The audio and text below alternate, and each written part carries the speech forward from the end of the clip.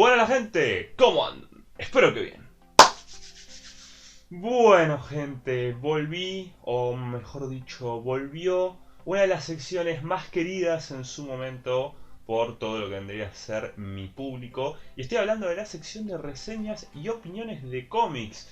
Una especie de videos en la cual yo daba mi opinión y a la vez reseñaba, obviamente sin spoilers, cómics que iba leyendo sobre la marcha y que bueno, me apetecían compartirles a ustedes para generarle ese mismo entusiasmo que me generaron a mí antes de, bueno, adentrarme en las profundidades de la historia.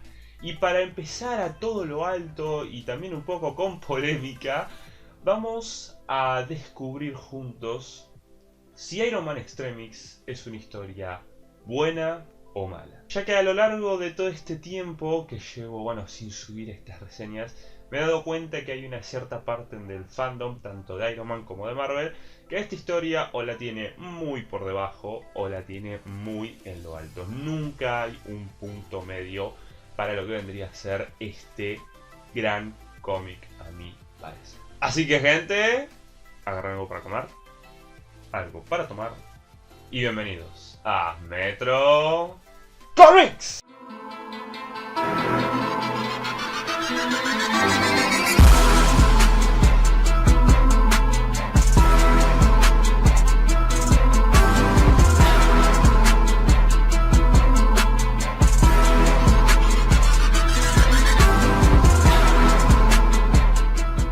Bueno, antes de empezar, gente, quiero aclarar y quiero decirles de antemano cómo va a estar dividida esta reseña y las futuras que haga, bueno, en posteriores días, semanas o meses. Esta sección va a estar dividida en 7 bloques, los cuales van a conformar el primer bloque, que es hablar del guionista y del dibujante. El segundo bloque, que va a ser un poco adentrarlos a la trama de esta historia, básicamente contando cuál es la problemática inicial, cuál es el contexto en donde se desarrolla esta historia y un poco cómo empieza el cómic sin develar algún gran spoiler. Luego la tercera sección es donde voy a comentar los personajes de esta saga. En el caso de Iron Man serán, bueno, el propio Iron Man y los secundarios tanto de los villanos como de los protagonistas, así una especie de pantallazo en general, de bueno, cómo pienso que está desarrollado tal personaje, tal otro, y bueno, etcétera. El cuarto y quinto bloque lo van a componer las cosas buenas y malas a mi parecer, es decir, qué es lo que para mí el cómic tiene de rescatable a favor,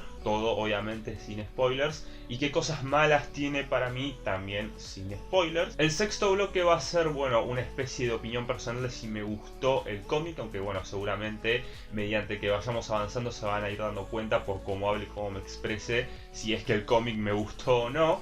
Y el séptimo bloque va a ser si recomiendo o no esta historia. Empezando por todo lo alto, vamos a ver quién es el guionista y dibujante de este cómic.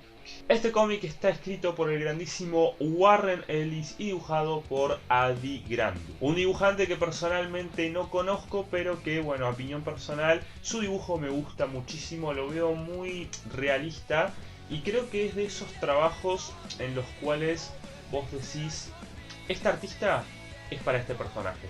Yo cuando terminé de leerlo dije, bueno, este Adi, que tiene un nombre muy raro, es un personaje, es una persona, perdón, para Iron Man.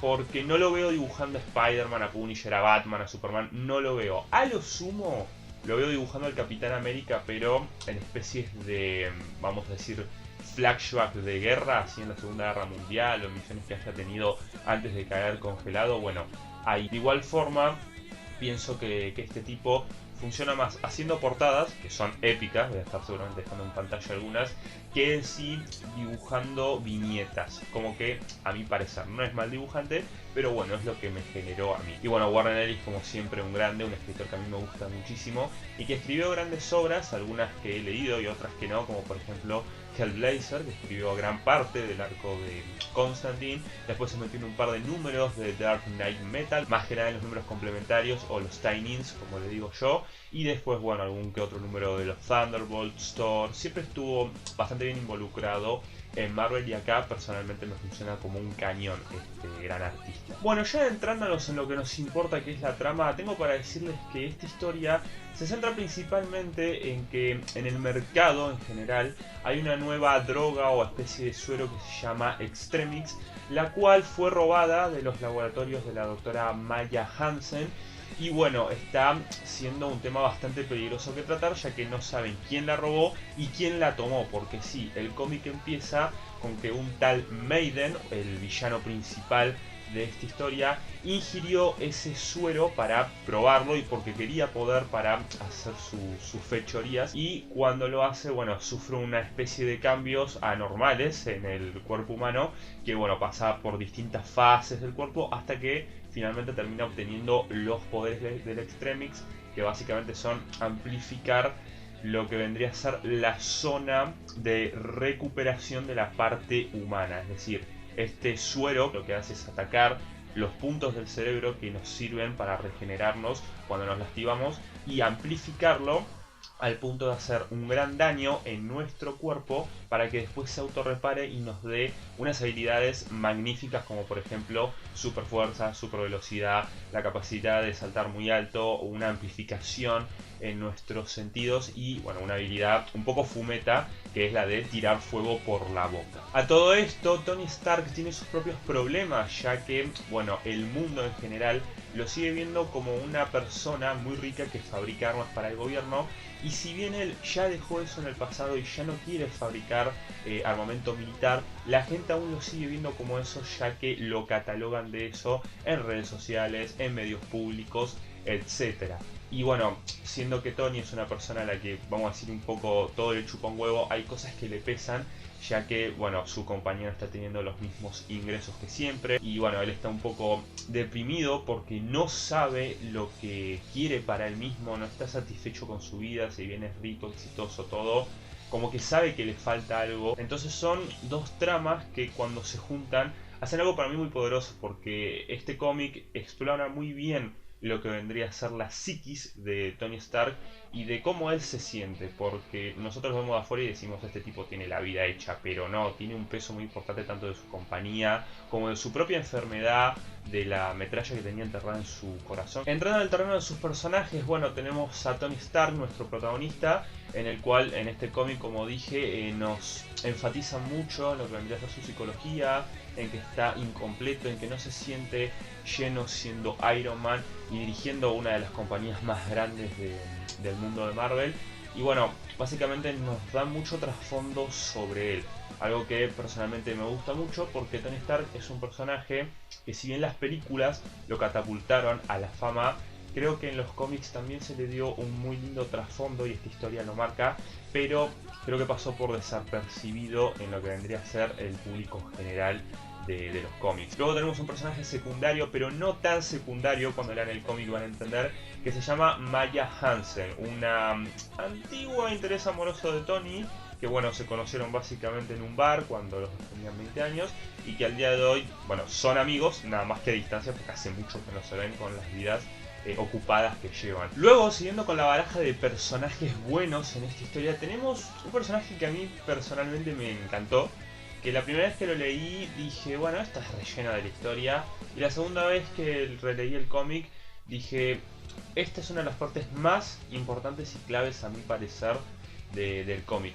Y estoy hablando del personaje de Sal, una especie de padrastro o ejemplo a seguir tanto de Tony como de Maya, que se apartó de toda restricción social y política, se aisló en una casa, que la casa está, no sé, tiene el pasto por acá, vive de una forma muy hippie y les da un consejo, sobre todo a Tony, muy interesante, que va a desembocar de cara al desenlace de este cómic. No voy a develar todo el discurso porque creo que es de esos cómics en los cuales el diálogo es más poderoso que la acción, y en este caso en concreto me funciona.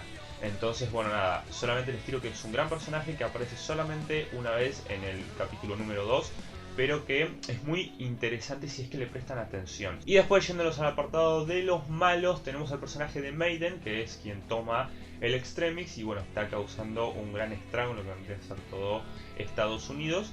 Y bueno, en general es un villano que, si bien se explora un poco a fondo, no tanto, su historia, el por qué hace lo que hace, que tuvo una crianza bastante dura, mataron a su familia delante de él en una época de guerra, no llegas a conectar con él, o por lo menos yo no llegué a conectar. O sea, es de esos personajes villanos que vos decís, es malo porque tiene que ser malo. Lo único relevante que hace para la historia es ser la antítesis de Tony Stark y dejarlo en una situación muy comprometida para que él renazca como un nuevo héroe y como una nueva persona, y ya está. Todo lo que hace no lo van a ver en posteriores cómics ni nada, porque la verdad que no tiene más. Bueno, pasando a las cosas buenas, tengo que decir que lo mejor, a mi parecer, fue el trasfondo que le dieron a Tony Stark y cómo todo lo relacionado a él se complementa tan bien con el dibujo de Adi Granot. La verdad que está genial, o sea, hace varios años, porque esta historia se creó en el 2005-2006, desde los 90 que no teníamos un trasfondo interesante del personaje. A lo largo de, bueno, todos estos años estuvo pasando sin pena ni gloria en sus historias, y hasta esta historia, que creo que fue la más revolucionaria del personaje, el personaje en sí no fue importante o no se valió por sí mismo, siempre era Iron Man el Vengador y ya está, sus cómics eran pedorros. Creo que esta historia lo revolucionó bastante y eso me gusta muchísimo. Hay una parte del capítulo 5, sí, el final, porque este cómic tiene 6 capítulos, que está muy buena porque, bueno, acá voy a hacer un mini spoiler, que así que bueno, adelanten hasta la marca de tiempo que aparece en pantalla, si es que no quieren saber el spoiler. Si lo saben, bueno, no les va a arruinar el cómic, pero una cierta parte. Como decía, la parte donde Tony Stark se tiene que inyectar el Extremis para salvar su vida, toda esa confrontación interna que él tiene sobre quién es y cómo vemos su pasado como Iron Man, sus primeros pasos como Iron Man, que son muy similares a Iron Man 1. La verdad que está genial como vemos que fabrica su primera armadura, como vemos que sale de la cueva y bueno, cómo termina saliendo, cómo termina renaciendo el personaje como un nuevo Iron Man que ahora puede manejar la tecnología con la mente, puede manejar su traje con la mente y todo eso es precioso, es épico y a mí es lo que más me encantó e impactó del cómic. Por eso digo que Iron Man creo que es lo mejor de la historia, ya que le hacen mucha justicia al personaje en esta historia. Otra cosa que me gusta mucho es la fácil llegada que podés tener a este cómic, es decir, si vos no leíste nada de Iron Man en tu vida, si solamente conoces las películas, o si solamente querés adentrarte en una historia de Iron Man y las películas te gustaron más o menos, este cómic es ideal, ya que solamente tenés que saber lo básico. Tenés que ser un millonario, sufre un accidente y es Iron Man. Ya está. Y si sabes cómo es la personalidad de Tony, pero va como piña la cosa. Y eso es lo que más me gustó. Porque si bien soy un lector bastante habitual de Iron Man, porque me gusta bastante el personaje en los cómics, esta historia dije, wow, es fácil de entender. Y bueno, con respecto a las cosas malas, tengo dos para decir nomás, que es el villano, que como dije creo que falla muchísimo, no llegas a conectar nunca de los nunca. Es un villano demasiado pedorro y que solamente sirve, como digo, para Iron Man, para hacerlo caer y hacerlo renacer, nada más. Y después, el final. El final, después de una batalla épica con Maiden y Iron Man, lo que vendría a ser el final, el desenlace de la historia de quién robó el Extremis, a mí me pareció demasiado choto. O sea, saber quién lo robó, la verdad que es malo.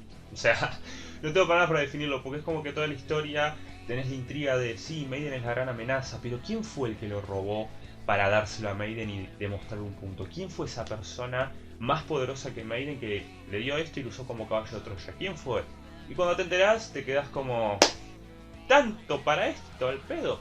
Por suerte eso lo descubrís en 2 páginas, así que tampoco es que te caga todo el cómic. O sea, si vos me decías que lo descubrías en 7 páginas, bueno, ya está, la historia tendría que cambiar mucho el puntaje. Pero lo descubrís en las últimas 2 páginas y termina ahí el cómic y es como, no era lo que quería, pero gracias por terminarlo rápido. Así que esas 2 cosas para mí, para atrás. Para cerrar el video, ¿es una buena historia Iron Man Extremis? ¿La recomiendo? Bueno, ¿buena historia? Sí, creo que es una muy buena historia. No sé si me atrevería a decir que es la mejor de Iron Man, como muchos la catalogan. Creo que en lo que va del siglo XX sí podría ser la mejor. No leí los últimos cómics de Iron Man, los que está editando ahora Panini. Pero bueno, podría catalogarla en un top 3 de las mejores historias de Iron Man, siendo que él tiene pocas historias muy buenas. ¿Lo recomiendo? Sí, porque como dije antes, Si solamente te guiaste por las películas y querés leer algo, esta es la mejor opción. No necesitas mucho contexto de la historia para entenderla porque con saber lo básico ya estás. No se ambienta en ninguna situación. Bueno, si se ambienta desde Civil War es lo único que tenés que saber. Podés entrar fácil con los personajes, vas a entender todo y es fácil de conseguir ya que las ediciones son bastante accesibles. Después, antes de despedir el video, voy a decirles las ediciones que componen esta historia. Y bueno amigos, espero que les haya gustado el video. No olviden dejar un like, suscribirse, dejarme en los comentarios qué les pareció el video, si les gustó, si no les gustó, si les gustó cómo reactivé esta sección de reseñas y opiniones de cómics, si les gustaría que siguiese haciendo más reseñas de cómics y de cuáles. Ya tengo varias ideas en la cabeza. La próxima va a ser una de DC. Voy a tratar de intercalar entre Marvel y DC y a veces de otras editoriales. Así que bueno, también díganme si leyeron este cómic, si les gustó, si no les gustó. Obviamente traten de moderarse con los spoilers, porque por más de ser una historia que ya lleva años de publicación, yo sé que hay gente que aún no la leyó. Así que ustedes déjenme todo en los comentarios que yo obviamente los leo. Antes de irme me gustaría decirles que esta historia la pueden conseguir en varios formatos, siendo los más recomendados la edición de Salvat tapa negra en la primera tirada del 1 al 60 de la colección. Creo que el tomo ronda por el 50 y pico. Y es la edición que acá todos en Argentina tienen, no la que yo poseo, pero la que tienen la mayoría de mis amigos, conocidos y gente en general. Después tienen la edición de España, si es que son de España.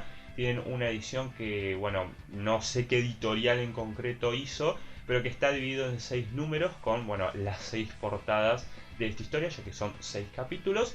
Y después, si no, tienen la edición de Panini, que ahí ya estamos hablando de palabras mayores, las cuales tienen 3 opciones. Tienen la edición 100% Marvel, que es una de las ediciones que más me gustan a mí, tanto para esta historia como en general de los cómics Marvel, que está muy buena. Después tienen la edición de Marvel Deluxe, ahí ya estamos hablando de un sueldo bastante más grande, pero bueno, esa edición abarcó todo el arco de Extremis, incluyendo sus trainees y posteriores historias, está muy bueno. Luego tienen una edición de Panini que es en cartoné, no es deluxe ni 100% Marvel, y es, bueno, una edición que puramente está la portada y el loguito de Panini es en chiquito. Es un tomo también bastante lindo, ya que no tiene marcos ni nada.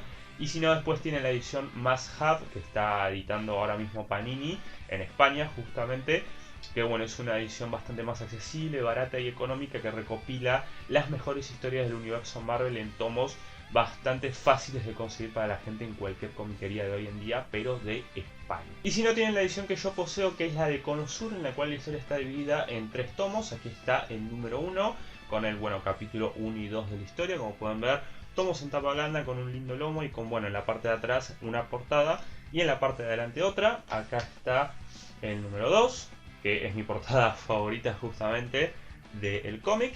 Y acá está el número 3, en la cual la portada de atrás también es una que me gusta bastante. Esta edición es bastante accesible de conseguir y también es fácil, o sea, no tanto como la edición de Salvat, pero con un par de tiempo de dedicación y rebuscando por los sitios donde yo me manejo, ya saben, creo que la pueden llegar a conseguir en segunda mano o en cualquier comiquería, siempre la van a tener y además es bastante barata, así que bueno, yo también la recomiendo muchísimo esta. Así que gente, eso fue todo por hoy. Nos estamos viendo en el próximo video de Metro Comics.